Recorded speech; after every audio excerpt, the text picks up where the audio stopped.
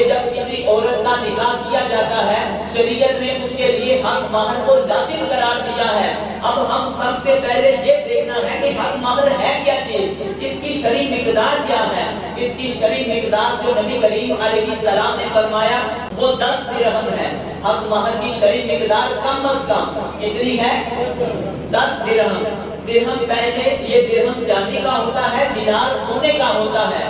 اگر 10 درہم کا وزن کیا جائے تو یہ 3 تولہ سے کچھ کم چاندی کا وزن بنتا ہے، یعنی 3 تولہ جو چاندی ہے اس کی جتنی قیمت ہوگی وہ عورت کے لیے شریعت نے کم از کم حق مہر مقرر کیا ہوا ہے۔ یعنی جب لڑکے کا لڑکی کے ساتھ نکاح کیا جائے تو یہ لڑکے کا حق بنتا ہے کم از کم اتنا حق مہر ضرور ادا کرے جو کم از کم 10 درہم یعنی 3 تولہ چاندی یا اس کی قیمت کے برابر وہ عورت کو دے، اور یہ کم از کم ہے۔ اگر کوئی انسان زیادہ نکال دے تو اس میں شرعی طور پر کچھ بھی قباحت نہیں۔